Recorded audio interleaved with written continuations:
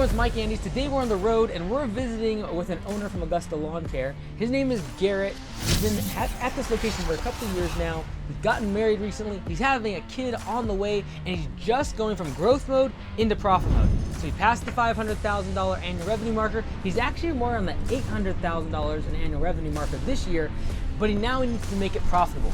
He's been in the business, working as the GM. How do we systematize and simplify things so he can hand this off to a general manager and focus on his family as he has a kid coming up in just a few months? Let's go ahead and jump in with Garrett Smith from Colorado and Augusta Nation. All right, Glendale, let's go. Profit mode.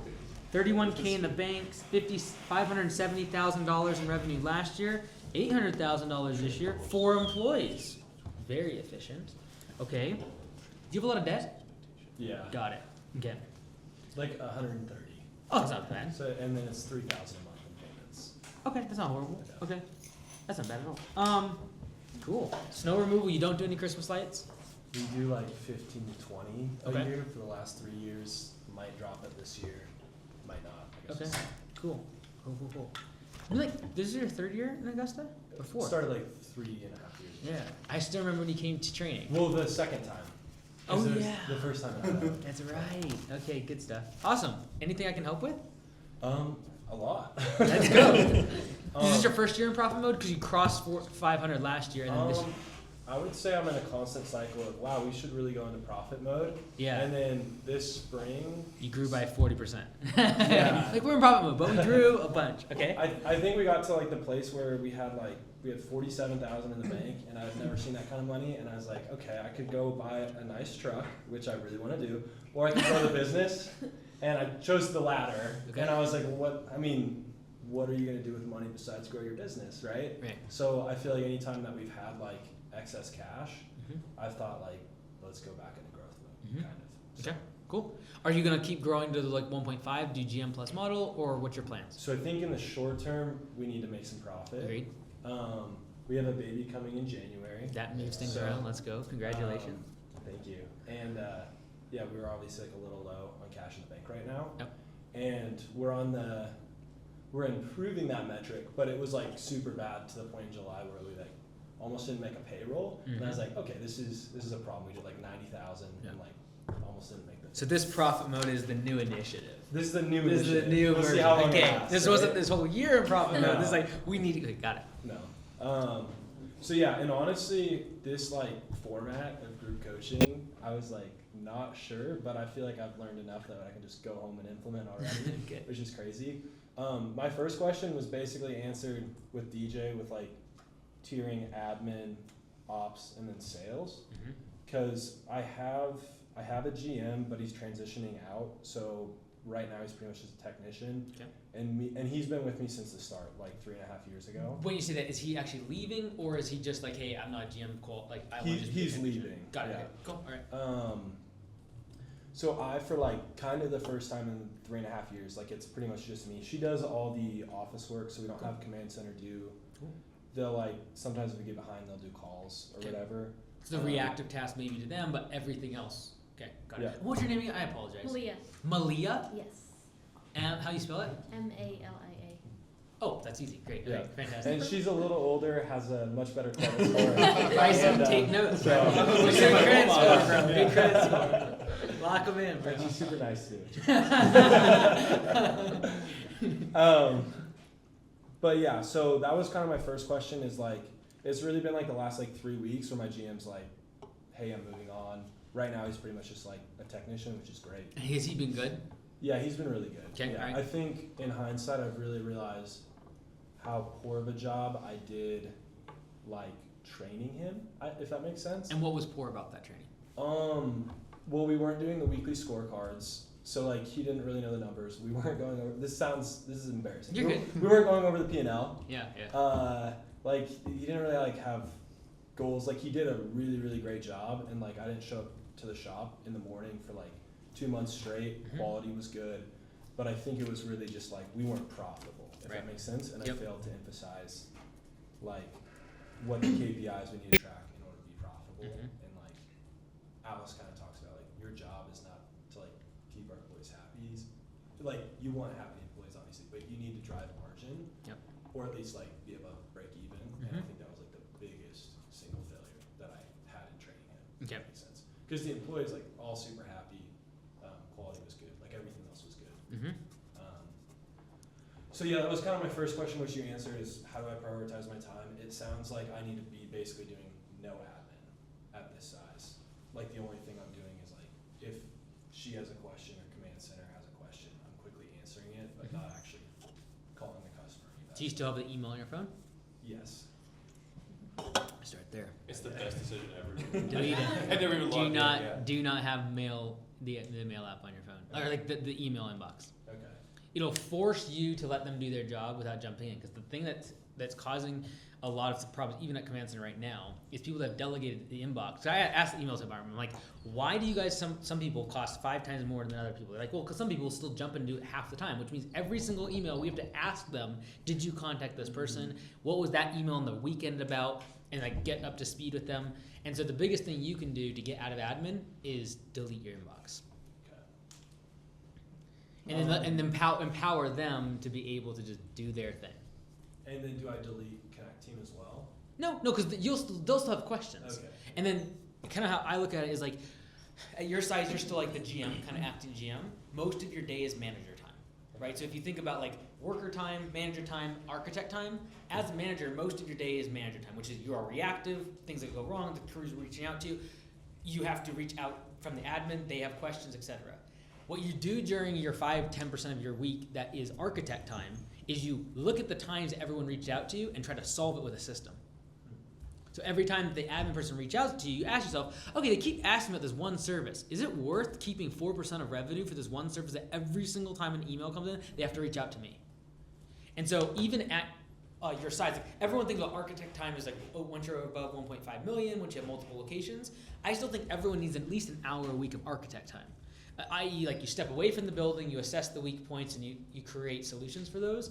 And then everyone's like, well, then what problems do I assess? Like, what do I fix? You go back throughout your week and ask every single time someone from admin had to get in my way, or operations had to reach out to me. Those are all the problems that if you systematize them as the architect, make the business go smoother. And really, that's the best way to set up your next GM for success, is to get all those things firing in all cylinders and streamlined so they don't ever get those contacts through connecting. That makes sense. And then I guess like the other question, so profit's the goal. Like in times where I'm way behind, like on everything, what are the things that I'm prioritizing during those times, like to drive profits? And in times where it's like, oh, everything's caught up, like I don't have anything super pressing, what are the other things that I'm like is it sales mostly? Yeah. I talked about this a little bit a few weeks ago, but when you have a bajillion things you gotta get done, the first thing I'm looking at is their deadline. If there's a deadline, it kind of takes priority. If you're like next week, you gotta get something done. Like, okay, we've got to get all the trucks wrapped by this date, and it's a week from now. That's gonna take priority. Most things don't have a deadline though. So that's always the first question in terms of prioritization, is like, is there a deadline? The next thing I'm asking is, what are the pros or the positive things that are gonna happen if I do this task? Because like you're gonna have a bajillion things that are gonna be put on your plate throughout the month, or you get ideas, you listen to Mastermind, you come things like this, you're like, I got all these ideas, I'm gonna win Christmas lights. There's a bajillion things you could be doing. This is the synthesis for like, which one do I focus on? Because you can only focus on a couple things at the same time, at one time. And then the next thing is, okay, if I do nothing, what are the cons of this decision? And if you ask these 3 questions, it'll be very clear in terms of what should I focus on next. Because that's what most of us get paralyzed by. You have 50 things you know need to get done. You're in the middle of spring rush. You got 10 people calling you. Like if someone just broke the water line, there's a deadline. Like you got to get done right away. It is the most important thing. The thing that becomes more challenging if you don't use this as a synthesis is when you don't have a lot. Like there is no immediate fires. What should I be working on? That's when you go to your list of 30 things that you've put on the back burner as like things you want to get done, and you ask yourself, hey, none of these have a deadline. Okay, so if this was to be accomplished in the next few weeks, and I focus my time, what would it do to the business? Oh, it double it. Ooh, that's a big pro. What would be the cons if I do nothing? Well, I'd be just profitable, I'd stay the same size. Okay, and I would just very easily be able to assess what's the next thing to focus on. That makes a lot of sense. The deadline one is, as a manager, most of your time is spent being reactive. Like when you hire GM, what you're doing is you're hiring someone to take on fires. So at this size and you acting as the GM, you are mostly in manager mode. So if you think about like architect time, here we go again. Breaking things. I'm breaking some. Right. Architect time, tech, something like that. Manager, and then we have our labor. The next big move for you after a year of profit is you're gonna go pay to take 70-80% of your day that's currently spent being manager and cash that in, pay someone else to be the manager so you can spend more time in architecting. That's what Bryson, the move you'll make next year. It's like you're basically paying for a manager to take all the fires off your plate. And if there's fires coming on your plate as an architect, that's a problem. And that is the thing that I have to then fix. Like, okay, we are cutting out this service so that I don't get interrupted anymore. My manager should be able to handle all operations. And if they can't, that's a problem. And so, as you grow the business in like next year, are you gonna get a general manager? Like, is that the plan? Ideally, so I feel like, I guess correct me if I'm wrong. You're good. We need to get like 2 months of payroll in the bank, or like 1 month of revenue. Yep. Okay. 1 month of revenue in the bank, and then I would like to get a general manager and probably start to grow again. Yeah, like I think you're in a perfect spot to go into profit mode, like legit profit mode, raise prices, have a lower close rate, probably do 850 to 900,000 next year, but this time next year I have 150,000 in the bank, right? I think from a business perspective, you're in a better spot. I think from a mindset perspective, you're in a better spot. And I think like from a leader of the family, probably the wise decision, right? And so I would only focus on that. Okay. Yeah, don't even think about GMs. You are the GM of the business. So you're saying me run it for the next 15 I would months? recommend that. Okay. Yeah. You'll also get really, really good at what metrics need to be hit so that when you hand it off, you'll know exactly what the recipe looks like. So I would do weekly scorecards for yourself. Okay. If you don't, what's going to happen is you're going to hire a general manager, and just like the last one, you won't do them. So give yourself a scorecard on the weekly side of things. Like now you'll know what a GM is supposed to, like what that's supposed to look like. So my question is about snow removal. Pretty much like a summary of the question is we're at capacity. How much do we raise prices? If that makes sense. For snow specifically? For snow specifically. Cool. We did snow for the first time, I guess, this is our third season of snow. First season we did like maybe 40,000 in revenue. Last year we did like 200, 220, somewhere in there. Cool. With what we have, but we did a mid-season price increase like in February. Well, we sent it out January, went into effect like February-ish. Okay. And then we've signed some up, like maybe another like 10%. Okay. So we maybe have 10% more. So 240, 250 this year? So what we're on track, we had a below average snow year last year in terms of like pushes. Mm-hmm. So basically, if it doesn't snow at all, we'll do 24,000 because we have like monthly unlimited clients. Right. And then if we have average snowfall, we'll do that's 27, and then it's 24 in per push if it's average snowfall. Okay. So it's like no snow, 24,000, average snow, 51,000 a month. Oh, per month. Okay. Per month. Right, okay. And then double the average, we do like 75,000. Okay, cool. So somewhere between 24 and 75 a month. Cool. Yeah, that is to know. That's how it is to know. We had 9 events in January last year and none in April, which is the second snowiest month. There was a lot of really big snow events, but not. Same amount of inches, but less events. Right. Yeah. So, it's interesting, but we should be hedge our bet low or high. We should be kind of decent. Where we're at right now is like we're like probably a little over capacity. Mm-hmm. Like I don't even know if we could fulfill everything that we have. Does that make sense? Okay. But it's like about break even. So we definitely need to raise prices because we need to make money this winter. Yeah.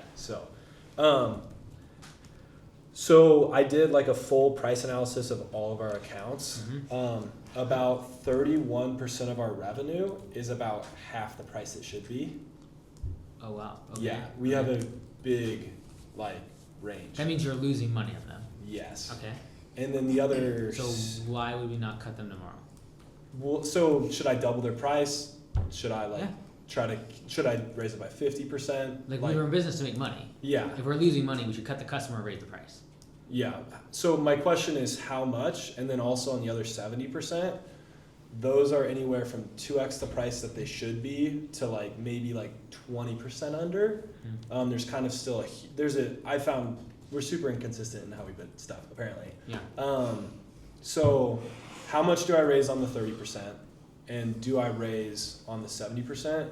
The other factor is, compared to last year's data, like 92% of the people that sign up for snow come after like today. So like the bulk of the new signups are like between now and January 1st. Okay. So I don't want to like. So 31% is way underbid. Yep. What percentage is slightly underbid? It's maybe like another like 20%. Cool. All right. So half your customers you're underbid on. I would rate on all of them. I would have 2 tiers. One is you're going to double the price. One is going to be 20% increase. Okay. I would just bucket all of them and do it now. The reason is because you have so many leads about to come in, you're already at capacity. When you're at capacity, raise prices. So do it now so that you have all the leads to be able to come in before the winter and backfill, and those are going to be the higher price. Okay. Like you're at capacity, you have all the flexibility in the world. Yeah. I would do it in 2 stages. I would first do the ones where I got double. You're going to lose probably 50 to 70% of them. And then I would do another one because you're going to get some leads coming in. You're like, okay, we're almost back to capacity. Okay, great. Now let's go raise the people that are 15, 20% underbid. We'll raise them all by 20%. Okay. And if you lose some of them, who cares? Because you're about into snow season, and as soon as you get first snow, you got a whole bunch of leads falling on your plate. What you don't want is going into this snow season, getting all these calls, and you can't even take them on because you're busy doing customers that are half the price they should be. That's crazy. Crazy. You're turning away money. Well, I just found this out like 2 days ago. Oh. So I was like, oh, this is a problem. Yeah. And then we talked about it. Yeah. So I would batch it just for the sake of like you don't want to lose half your customers because you're with the nerve rack. Yeah. I would probably do that like just to tear the Band-Aid off. But I would probably do all the ones that you got to raise price on basically by double. You're going to lose most of them, and expect that at least. And then as you get some leads trickling in through October, November, just be ready to switch over the people that are slightly underbid up by 20% so you're profitable on them, and then you'll lose a few of them, and you'll have a couple more leads to be able to fill back up to capacity during November, December. That makes sense. I guess the only other pushback or factor that would maybe change it, and I'm guessing you're just gonna say no, is we do like. Maybe I shouldn't even ask it. No, go ahead. We are like downtown Denver, so we're doing super tiny properties. Like a lot of times they don't even have driveways and garages. It's like we're clearing the front porch. Is this the classic density? It's density. No. Okay. No. Should I stop talking? Especially with snow, because like there's so much liability attached. Like even though you don't have a lot of fixed costs, like you show up to a customer's property, you need to be making a certain amount, and if you're half of that, you're losing money so dramatically. You got to raise prices. Yeah. Like, in order to be able to make the same revenue, not profit, revenue on these current price jobs versus what's coming in, you have to sell twice as many. Yeah. And that's revenue, not profit, revenue. So double the prices. Most of them will leave, and who cares? Because you're going to replace them. You know what happens. 92% of leads are about to come flowing in October, November. Like, just wait till the first snowfall. The last thing you want to be doing is saying no to customers willing to pay a higher price while you're servicing someone else that's inside of your capacity at a price that's half of what someone else is willing to pay. That is the definition of insanity. Right? That's why when you say, like, I'm trying to make it really clear, like, you hit capacity, you raise prices, period, if you're in profit mode. Period. And that's the thing that's going to be difficult for you, is you just switch to profit mode. Yeah. The whole mindset has to change. Last year at Augusta Lawn Care, the average location grew revenue by more than 27%. And we're on track to beat that this year. If you want to see why, go to AugustaLawnCareServices.com/franchise and watch over 50 videos and case studies of different owners that took their independent lawn care business and turned it into Augusta Lawn Care. It's not about density. It's like, if I don't make money, I don't want this customer. And if I'm at capacity and I'm saying no to incoming leads that are willing to pay me twice as much, that's crazy. Makes sense. Cool. Amelia, do you have anything you want to add? Questions, anything like that? I don't think so. Like, how do we get him out of the field when I have a baby? Joel just went through that this past year. Let's go in the middle of spring rush. Some of the timing. The time people already need to work on their timing. Well, we tried to get January, February. It just took a few extra months. That's right. We were shooting for September. That's funny.